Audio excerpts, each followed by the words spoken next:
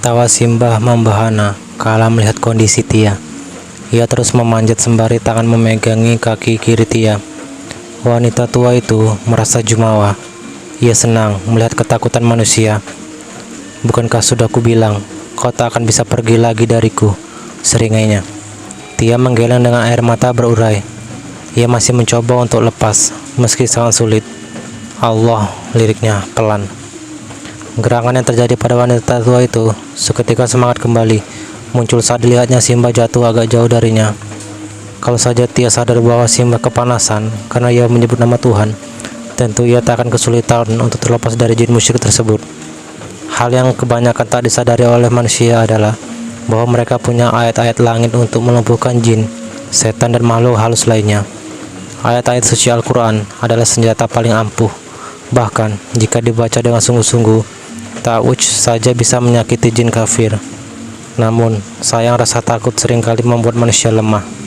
Mereka jadi lupa dengan kelebihan kalam Allah hanya karena dikuasai kegelisahannya sendiri. Begitu juga dengan Tia. Ia tak sadar bahwa barusan saat menyebut nama Allah, nenek Darsi itu refleks melepaskan tangannya di kakinya karena merasa kepanasan. Ia hanya berpikir untuk melakukan apa saja agar bisa terlepas dari nenek tua itu. Sekali lagi Tia merunduk, menatap Simbah yang kembali memanjat. Tia bergidik ngeri menyaksikan kekuatan nenek si Darsi itu. Tubuhnya yang rentah tak sebanding dengan kekuatan yang dimilikinya. Mumpung wanita tua itu masih berusaha memanjat, Tia sekuat tenaga menopang agar tubuhnya bisa keluar dari himpitan dahan pohon pada perutnya. Keringat bercucuran di dahi menandakan begitu besar usaha yang dilakukan oleh Tia. Senyumnya langsung mengembang kala perut besarnya berhasil ditarik. Tergesa, wanita itu memanjat, tak dipedulikan rasa nyeri pada bagian perut. Ia harus segera melompat sebelum Simbah bisa menyusul dan kembali menangkapnya. "Syukurlah," gumamnya saat tiba di dahan yang dituju. Angin semakin kencang bertiup membuat rambutnya meringap dan bergerai ke arah segala.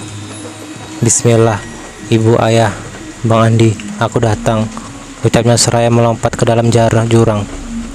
"Kurang ajar," teriakan Simbah terdengar nyaring. Ia begitu murka melihat Tia berhasil kabur.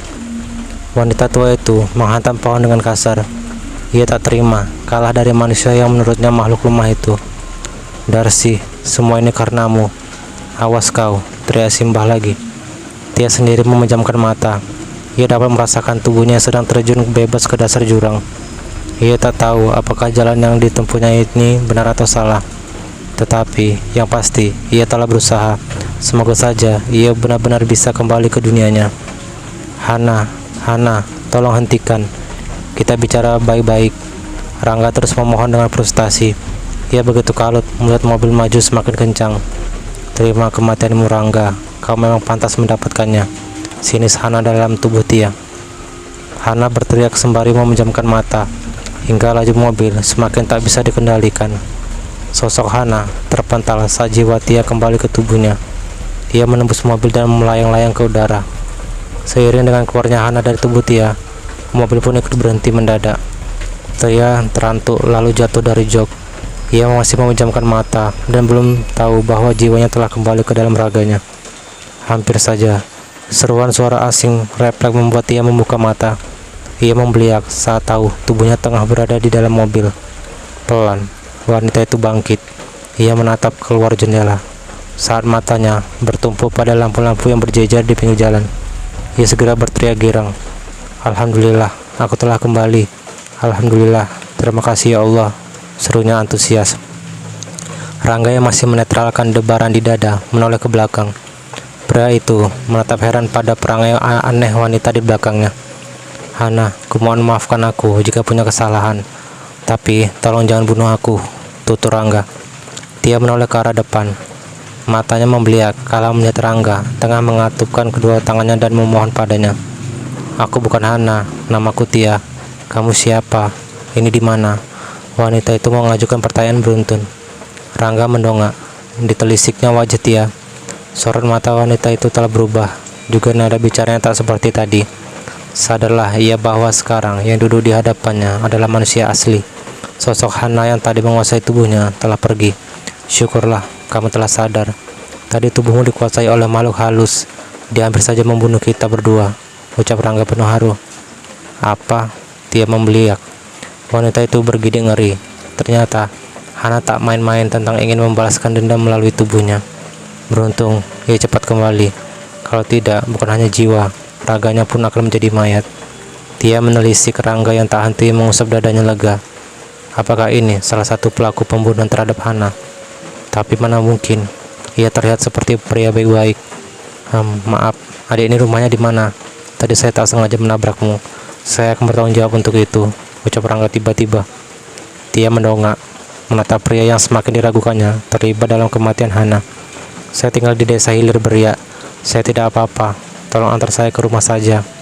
Tia yang tak tahu dirinya masuk rumah sakit meminta diantar ke rumah sakit. Ia tak ingin nanti suaminya pulang lalu tak mendapatinya di rumah. Wanita itu tak tahu bahwa dirinya sudah beberapa hari koma di sebuah puskesmas. Ia juga tak tahu bahwa suaminya dan seluruh petugas di puskesmas Cempaka tengah sibuk mencari dirinya. Tapi, kamu tadi tertabrak. Apakah kamu tengah hamil besar begini?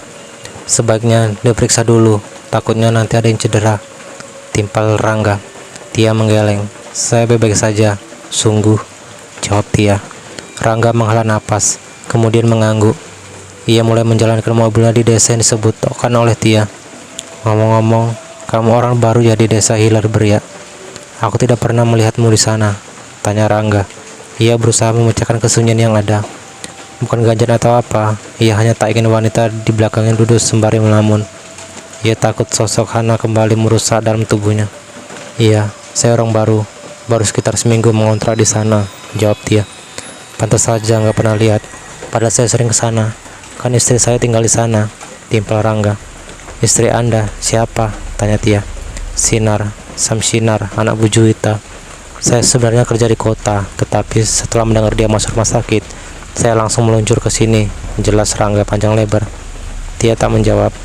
Ia sedang mengumpulkan puing-puing memori ingatannya. Wanita hamil itu kembali teringat saat ia dan Bu Juwi tengah berbincang di halaman rumahnya tentang wanita parubaya itu yang mengolok-olok almarhumah Hana, juga tentang Bu Juwi yang membanggakan dan membandingkan Hana dengan anaknya. Tia menatap ke depan.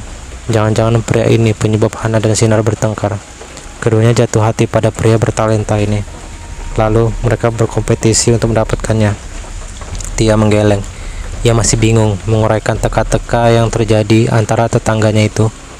Dan sialnya, ia malah harus terlibat dalam permasalahan mereka. Ia dipaksa untuk ikut campur. Bahkan, dia yang tak tahu apa-apa harus ikut merasakan bahaya karena ulah balas dendam Hana. Ini tidak bisa dibiarkan, gumamnya. Bagaimanapun, Tia tak ingin hidup dalam bayang-bayang ketakutan karena teror makhluk itu. Apalagi, ia kini tengah mengandung. Bukan tak mungkin nasib janinnya pun ikut terancam karena ulah Hana. Barusan saja, Hana hampir mencelakai dia dan kandungannya. Kalau sedikit saja ia terlambat, entah bagaimana nasib anak dan rahimnya. Untung ada Darsi, wanita berwajah rata yang berbaik hati. Ia rela melawan Simbah hanya untuk menyelamatkan Tia. Wanita hamil itu refleks memejamkan mata. Dengan tulus, ia mengirimkan doa. Al-Fatihah dilantunkan untuk Darsi dengan harapan makhluk baik itu tenang di alamnya. Perutku sakit sekali. Tia yang tengah melantunkan doa tiba-tiba merintih. Ia merasakan sakit di bagian perut bawahnya. Apa kamu mau melahirkan? Tanya Rangga cemas. Iya, takut Hana kembali muncul dan merasuki tubuh wanita itu. Sepertinya iya. Tia menjauh sembari mengatur napas. Ia tengah merasai perputaran bayi di dalam perutnya. Bersabarlah sedikit, saya akan mencari unit kesehatan terdekat, ucap Rangga cepat. Tia mengangguk. Tangannya mengelus perut pelan. Sesekali, perintihan keluar dari bibirnya. Sementara Rangga langsung melaju dengan kencang. Matanya awas melirik sekitar, mencari keberadaan praktek bidan atau unit kesehatan terdekat. Ia langsung berbelok saat membaca nama sebuah puskesmas. Secepat mungkin, ia memasuki puskesmas Cempaka itu. Rangga menekan rem dengan tergesa. Lalu secepat kilat, pria itu melangkah turun. Ayo dek, kita sudah sampai di puskesmas, ucapnya seraya memapah Tia yang terus merintih. Suster, tolong, wanita ini ingin melahirkan, teriaknya ke arah petugas yang berkumpul di ruang jaga. Refleks, ketiga suster itu langsung berhamburan keluar. Mereka dengan sigap membantu Tia duduk di kursi roda. Loh, ini kan Bu Tia Wulandari, istrinya Pak Andi, yang dirawat di ruang A3 itu. Bisnis seorang petugas saat melihat wajah Tia dari dekat. Iya ya, kok mirip? Timpal perawat yang lain ikut berbisik juga. Maaf, Pak, kalau boleh tahu ibu ini siapanya Bapak? Tanya suster tadi pada Rangga. Bukan siapa-siapa saya, Sus. Maksudnya, itu saya nggak tahu dia siapa. Tadi jumpa di jalan karena hampir tertabrak dengan saya. Lalu di tengah jalan, wanita itu merintih, katanya ingin melahirkan. Jawab Rangga sambil menggaruk kepala yang tak gatal. Ia bingung menjelaskannya. Lagi pula, tidak mungkin dia katakan bahwa tadi arwah seorang masuk ke dalam tubuh wanita hamil itu, kemudian menabrakkan diri ke mobilnya. Para suster itu saling berpandang. Mereka merasa curiga pada Rangga. Baiklah, karena Bapak bukan kerabatnya, mohon menunggu di sini saja. Ibu ini biar ditangani oleh kami saja di dalam. Terus suster itu akhirnya. Rangga mengangguk cepat. Ia langsung duduk di kursi tunggu yang bersedia di depan ruangan bersalin. Pria itu mengambil ponsel dan mulai menghubungi Samsinar, istrinya. Cepat panggil Pandi kemari. Pastikan ini Bu Tia, pasien yang hilang semalam atau bukan, ucap suster itu pada rekan sejawatnya. Suster tersebut langsung mengangguk. Ia berjalan tergesa di ruang di mana Andi telah membuat laporan atas kehilangan istrinya. Sementara itu, suster tadi langsung membantu Tia berbaring di ranjang. Ia juga mulai mempersiapkan alat-alat untuk membantu wanita itu melahirkan. Sabar sebentar ya Bu, sebentar lagi dokternya datang, ucapnya menenangkan Tia yang terus merintih. Tiba-tiba, lampu di ruangan Tia berpaling pecah dan padam. Astagfirullah, pakai suster itu kaget. Ibu tidak apa-apa? Tanya suster itu cemas. Ia takut pecahan bohlam mengenai Tia yang tengah berbaring. Sebuah suara terdengar bersenandung. Refleks, Tia dan suster itu menoleh. Keduanya langsung membeliak saat melihat sosok kuntilanak tengah duduk sembari berayun-ayun di jendela. Taunya sukses membuat bulu halus di tubuh berdiri. Bahkan, suster itu langsung pingsan di tempat. Ia tak kuasa menahan rasa takutnya. Kini, tinggallah Tia yang memaksa untuk tetap berjaga. Ia tak mau sampai pingsan. Bisa-bisa tubuhnya kembali dikuasai oleh makhluk itu. Dalam sekejap mata, makhluk yang tadi berada di jendela kini sudah berada di hadapan Tia. Ia menyeringai, memamerkan gigi hitam dan cairan berbau menyengat yang menetes dari mulutnya. Bukankah sudah kukatakan bahwa kau tak kuizinkan untuk kembali dulu? Sini sosok Hana itu. Siapa kau berani mengaturku? Hardi Tia meski dengan suara bergetar. Teriak makhluk itu marah. Peralatan medis yang berada di samping ranjang Tia jatuh berhamburan. Sosok Hana murka. Ia tak terima penolakan. Berhenti. Jangan membuatku semakin enggan membantumu, pungkas Tia. Ia tak mau terus-menerus merasakan ketakutan. Bagaimanapun yang punya kendali di sini adalah dia. Hana kembali berteriak. Cairan pekat berbau busuk menetes dari mulutnya. Makhluk halus itu kembali melayang. Kali ini mendekati perut bunci Tia. Refleks, Tia menutup perut dengan kedua tangannya. Mau apa kau? Sosok Hana menyeringai. Ia mengendus-endus perut besar Tia. Pergi, Hardi di Tia ketakutan. Bagaimana kalau anakmu kau ambil saja? Lirih makhluk itu dengan suara serak. Tidak, menjauh dariku, teriak Tia. Aku tidak menerima penolakan. Lirih makhluk itu. Kuku hitam dan panjangnya menyentuh perut Tia. Ditekan kuat hingga Tia berteriak karena kesakitan. Menjauhlah dariku, Hardi Tia dengan suara bergetar. Sosok Hana tak peduli, ia mengelus perut besar Tia. Lalu kukunya ditekan kuat di sana. Allahu Akbar, teriak Tia refleks. Tubuh Hana langsung terpental saat Tia bertakbir. Ia menubruk dinding kamar. Makhluk itu tak menyerah. Ia kembali melayang, hendak mengambil bayi Tia. Bismillahirrahmanirrahim. Qul huwallahu ahad, Allahus samad. Tia membaca surah Al-Ikhlas dengan terbata. Kembali Hana terpental.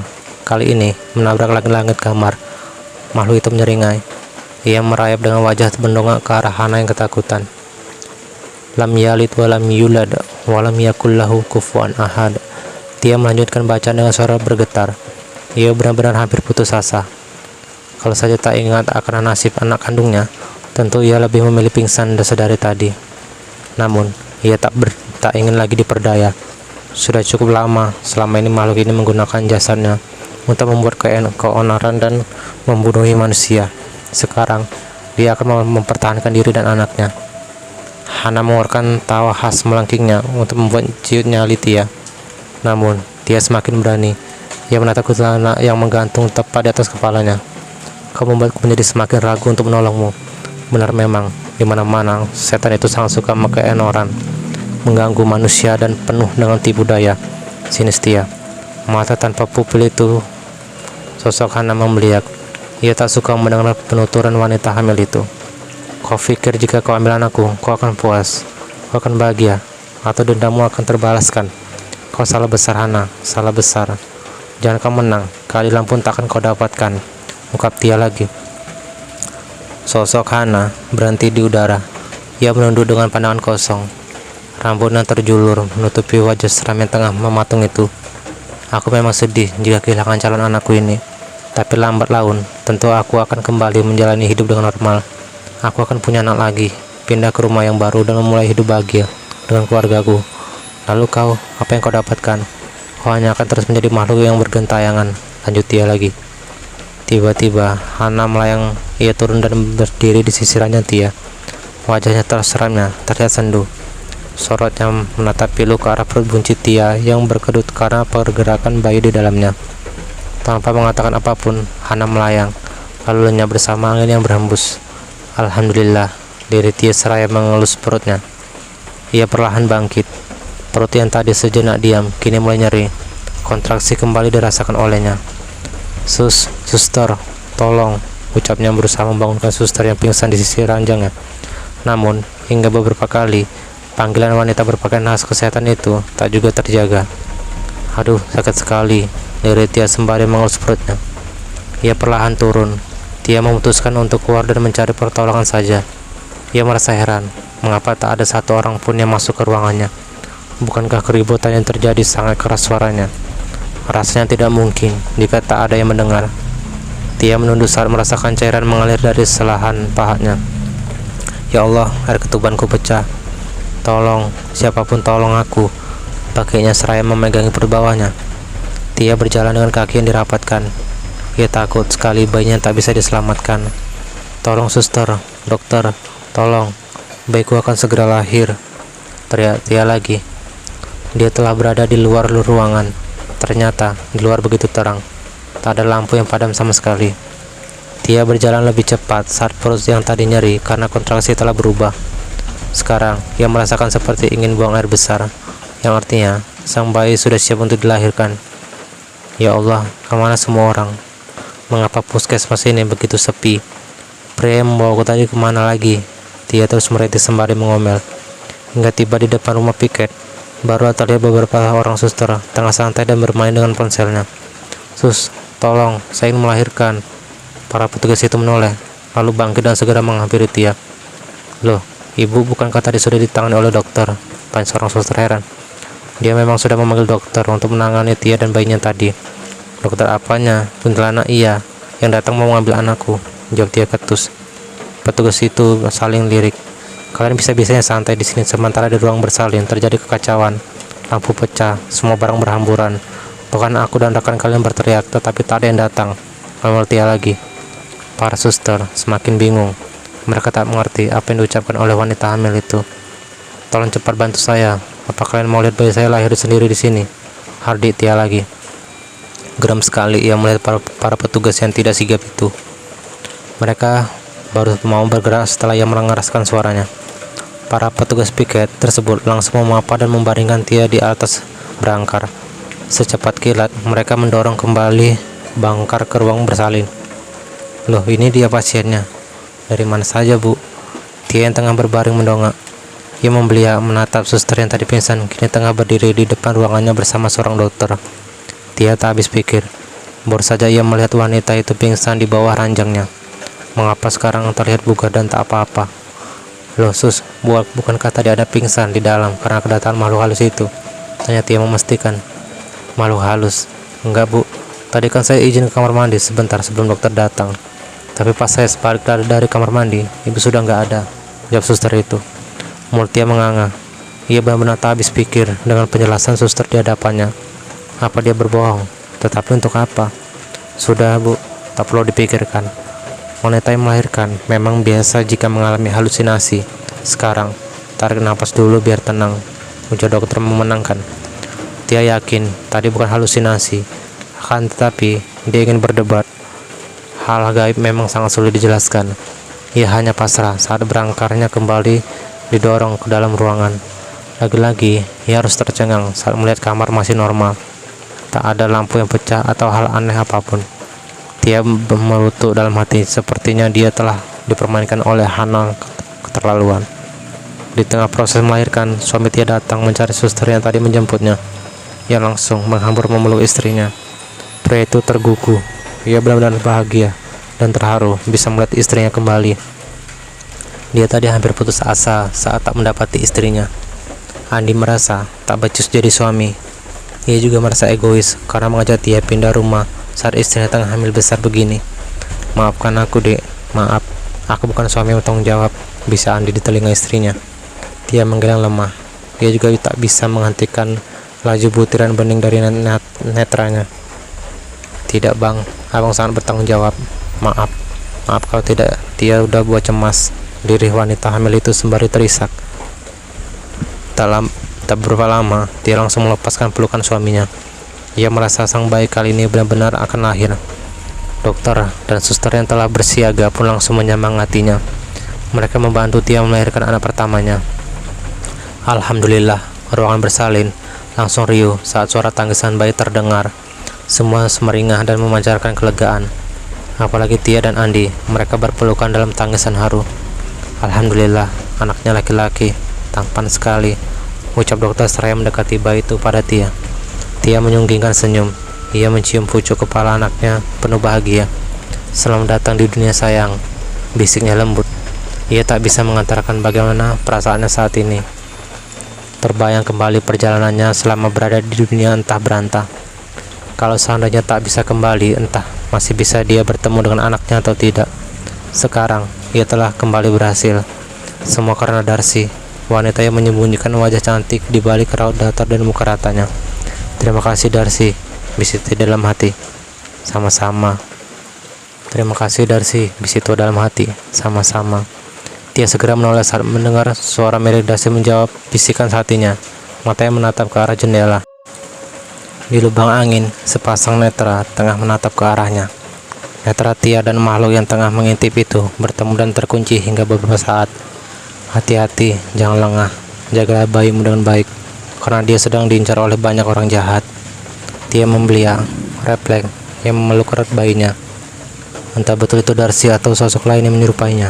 Akan tetapi, yang pasti ia begitu kaget mendengar peringatan itu. Jangan mudah percaya pada siapapun. Kadang-kala seseorang tidak seperti yang terlihat. Lanjut makhluk itu lagi. Tia berpaling cepat. Ia tak berani menatap ke arah lubang angin lagi. Wanita itu memejamkan mata sembari terus beristighfar. Ia dilanda kecemasan. Ya Allah, selamatkan keluarga kecilku. Dirinya berdebar. Sementara di tempat lain, seseorang tengah mengendap mendekati kontrakan Tia. Di penghujung malam yang sepi itu, sosok yang menggunakan hoodie tersebut tengah berusaha memasuki kontrakan Tia. Tanpa ragu, ia mencongkel pintu, lalu dengan leluasa melangkah ke dalam. Dasar bodoh, aku membangkitkanmu bukan untuk menangis sepanjang malam. Aku ingin kau membalas dendam. Target kita sedang melahirkan. Mengapa kau malah meratap di sini? Ambil anaknya sebagai senjata. Bayi itu akan membuat dia mau menjalankan semua rencana kita. Celocos orang itu pada makhluk yang tengah berayun di atas lemari mungil Tia. Kalau kali ini kau tak berhasil mempengaruhinya, jangan harap kita akan punya kesempatan lagi. Apa kau pikir mudah untuk mencari orang yang mau mengontrak di sini? Tidak, jadi jangan sia-sia kesempatan yang ada. Hardinya lagi. Sosok kuntilanak itu tak menanggapi. Ia sibuk menangis dengan suara yang amat memilukan. Orang tadi memukul pintu dengan kencang. Ia tak terima diabaikan oleh makhluk peliharaannya. Jangan coba-coba membantahku. Aku tak segan untuk memusnahkanmu, dan kau akan mati dan membawa nama buruk. Perawan tua, penggoda suami orang, wanita hina yang mengobrol tubuh dan keperawanan. Malang sekali nasibmu Hana. Seruan orang itu sukses membuat sosok Hana berhenti menangis. Ia mendongak. Wajah seramnya memerah. Cairan kehitaman mengalir dari netra yang tidak berpupil itu. Kau menangis, astaga. Kau benar-benar menangis. Kasihan sekali dirimu. Kayak orang itu lagi. Hei Hana, Kau pikir dengan menangis, semua orang akan mengubah pandanganmu tentangmu? Tidak, tidak ada yang bisa merubah kecuali dirimu sendiri.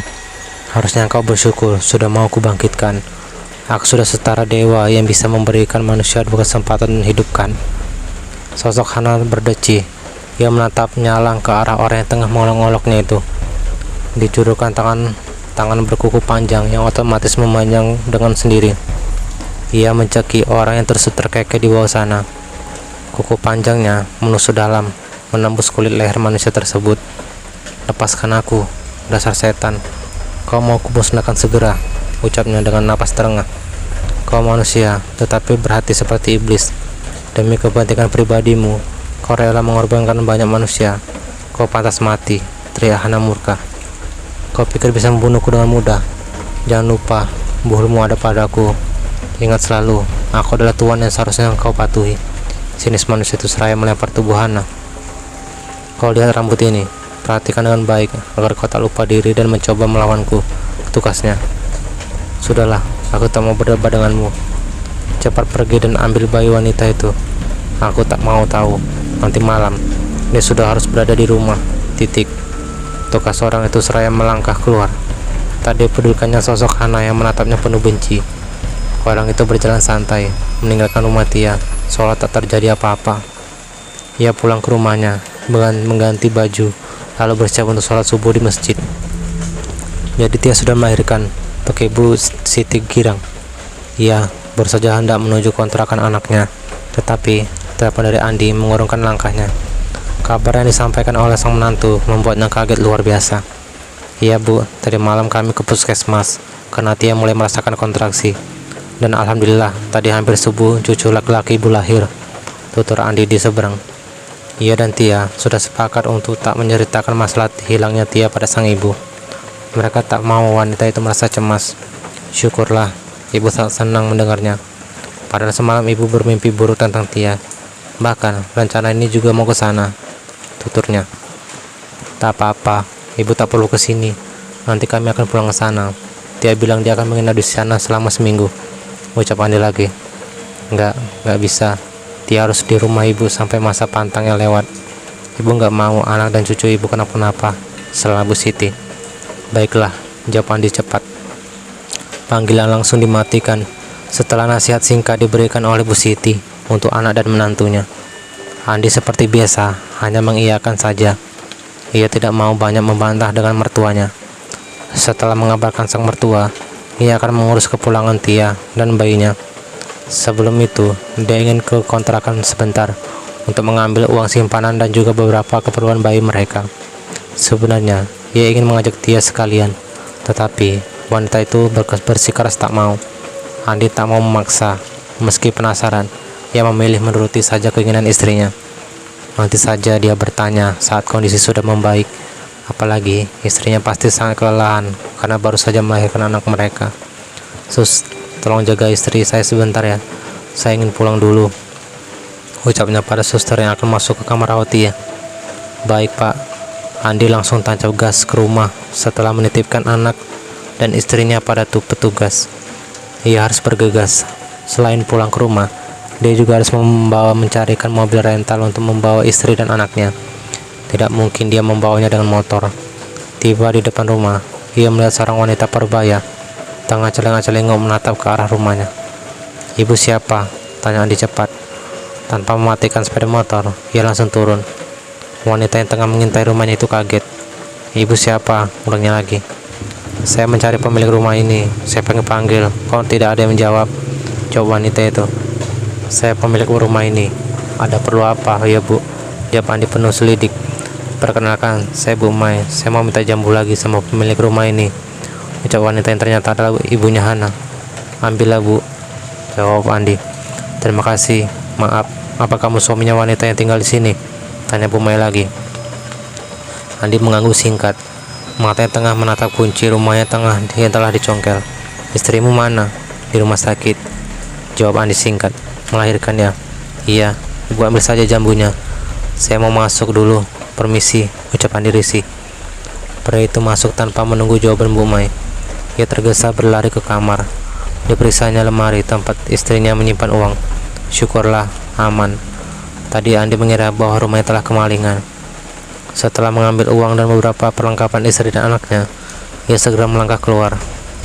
Loh, kok bawa tas? Bukannya istrimu sudah melahirkan? Andi terpekik kaget saat keluar mendapati Bu Mai tengah duduk di kursi terasnya. Iya Bu, mau pulang ke rumah mertua, jawabnya singkat. Mari Bu, ucap Andi sembari menaikkan sepeda motor. Tunggu, bahwa ini agak tak ada makhluk gaib yang mengikutimu. Kau adalah ayah dari seorang bayi yang masih sangat merah. Darah dan baunya yang menempel pada tubuhmu membuat demit suka mengikutimu, ucap Bu Mai serius. Matanya menatap ke arah makam. Refleks, Andi pun ikut menoleh pada barisan papan nama yang berada di sebelah rumahnya. Pria itu mengusap tengkuk yang tengah-tengah merinding. Ambillah, jangan ragu. Aku hanya ingin istrimu dan anakmu selamat. Aku tak mau ada yang merasakan hal yang sama sepertiku, berpisah dengan anak dan cucuku di hari ia dilahirkan, tutur Bu Mai senduh. Mau tak mau, Andi mengulurkan tangan. Ia mengambil plastik kecil berisi sebiji cabai merah, satu ruas bawang putih, dan juga pisau lipat kecil. Sebenarnya, Andi tak terlalu percaya, tetapi ia hanya menghargai pemberian orang tua. Terlebih, ia bisa melihat bahwa wanita parubaya itu menyimpan kesedihan dan trauma yang besar dalam sorot matanya. Terima kasih banyak Bu, saya permisi dulu, ucap Andi sambil tersenyum. Bu Mai mengangguk. Ia masih berdiri menatap suami Tia yang melaju hingga ke jalan besar. Setelahnya, baru wanita itu pulang ke rumahnya. Mai, ngapain kamu ke rumah si Tia itu? Jangan kamu ganggu itu anak orang. Sadarlah, anakmu itu sudah meninggal. Bu Mai menoleh saat namanya dipanggil oleh Bu Marni. Ia tak mengatakan apapun, hanya menyeringai sebagai balasan. Dasar gila, ucap Bu Marni kesal. Dia memang sudah sering melihat Bu Mai berkunjung ke rumah Tia. Sudah sering juga ditegurnya, tetapi ibu dari mendiang Hana itu tak pernah menanggapi. Ia hanya terus berjalan tanpa menghiraukannya. Awas ya, kalau kamu masih terus mengganggu Tia, aku akan melaporkanmu kepada kepala desa, biar diusir saja sekalian, ketus Bu Marni lagi. Bu Mai berhenti. Ia berbalik menghadap tetangganya tengah menjemur kelapa itu. Coba saja kalau bisa. Kau pikir aku takut? Jawab Bu Mai santai. Bu Marni melihat. Ia tak menyangka kali ini wanita itu berani menjawab ucapannya. Oh, sudah sembuh kamu rupanya ya? Atau selama ini cuma pura-pura sakit saja? Jangan ikut campur urusanku. Urus saja suamimu, menjaga yang benar. Jangan sampai ia masalah masuk rumah. Eji Bu Mai segera seraya menatap rumah Bu Jui. Apa maksudmu? Mau mengadu domba aku dengan Juwita? Kok Pak Yamar? Kayak Ibu Hana sembari mencengkeram langkah. Tinggallah Bu Mari dengan sejuta prasangka di kepalanya. Apa benar suamiku berselingkuh dengan Juwita? Gumamnya sendiri. Tidak. Ini pasti tidak benar. Bu Mai kan gak waras. Pasti dia hanya mengada-ngada. Bu Marni menjawab ucapannya sendiri. Namun, tak bisa dipungkiri, hatinya mendadak dilanda kecemasan. Mengingat teman akrabnya itu seorang janda, cantik, kaya pula. Aku harus menyelidikinya, gumam Bu Marni gemetaran. Mobil yang dirental Andi untuk Tia dan anaknya tiba-tiba berhenti di tengah jalan. Kenapa Pak? Tanya Tia kaget. Ia yang tengah menidurkan bayinya hampir terhantuk sandaran jok karena mobil berhenti mendadak. Sebentar Bu, saya cek keluar. Sepertinya saya menabrak orang, ucap supir itu. Orang? Mana ada orang di sini Pak? Ini kan kawasan perkebunan, jawab Tia heran. Biar saya cek dulu Bu, takutnya ada orang atau hewan enggak sengaja ketabrak, tutur supir itu lagi. Tia mengangguk pasrah. Ia menoleh ke belakang, berharap suaminya yang tadi mengawali belakang segera melihat. Namun, hingga beberapa saat kemudian, sang suami tak juga terlihat. Bahkan, motornya pun tak terdengar. Duh, di mana sih ya Bang Andi? Gumamnya mulai gelisah. Terlebih, sang bayi mulai rewel.